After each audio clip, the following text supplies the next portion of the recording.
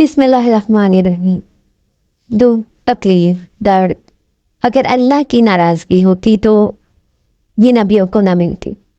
یہ نعمت ہے جو اللہ کا راستہ دکھاتی ہے۔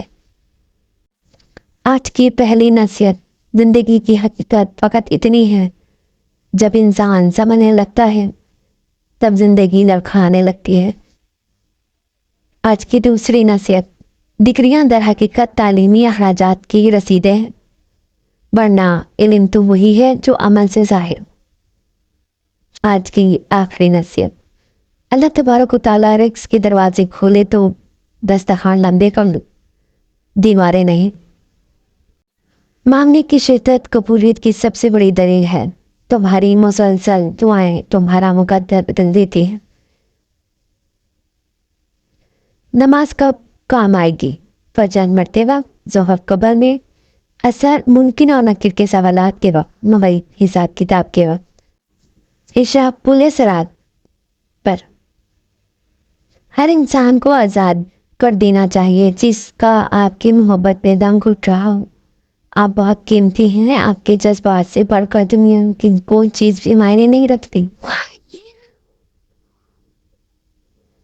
موجودہ حالات میں کبھی کسی سے بحث نہ کریں۔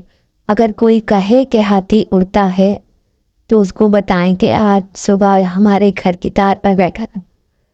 بعض اوقات ہمیں خاموش رہنا پڑتا ہے کیونکہ ہمارے الفاظ یہ بتا ہی نہیں پاتے کہ ہمارے اندر کیا چل رہا ہے۔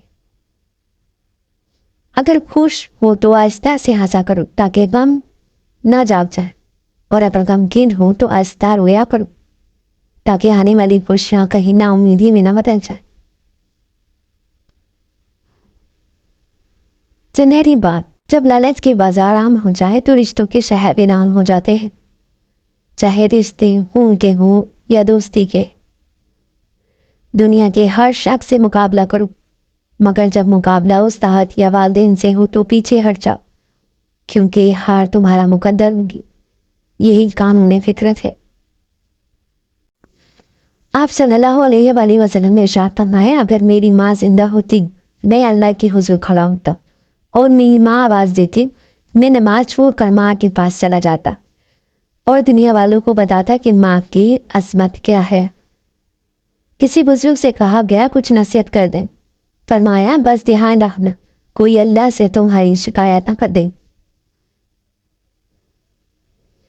بالغ حضرت علی رضی اللہ عنہ نے فرمایا، تمہارے منہ سے نکلی ہوئی ایک گالی چاہے مذاق میں ہو یا غصے میں، تمہاری قبر میں ایک ایسا بچھو پیدا کرتی ہے جس کی ایک بار ڈسنے سے انسان 70 ہاتھ زمین میں دھنس جاتا ہے۔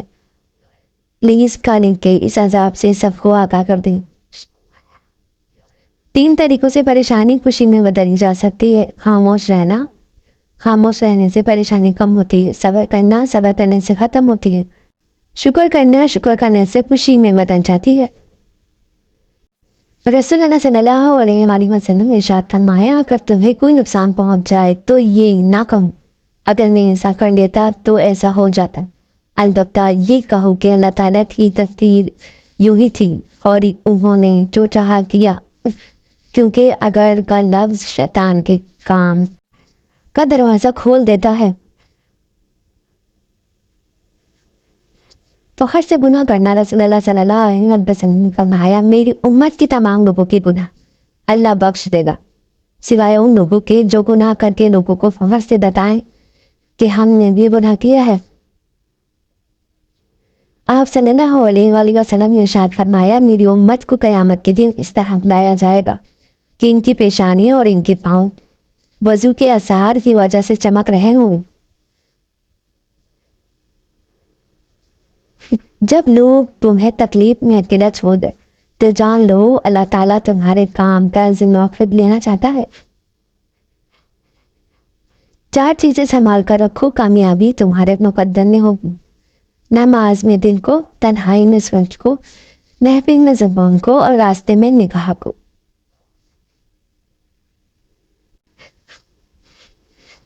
وہ لوگ جو کسی کا برا نہیں چاہتے، اللہ تعالیٰ ان کو ایسی منزل عطا فرماتا ہے جو ان کے گمان بھی نہیں ہوتی۔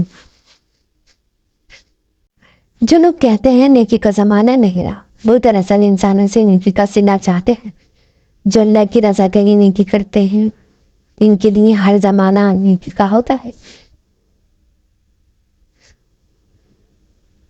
آپ صلی اللہ علیہ وسلم نے فرمایا، آپ جھک جانے یعنی آج سے اختیار کرنے سے تمہاری عزت کھٹ جائے تو قیامت کے دن مجھ سے لے لینا۔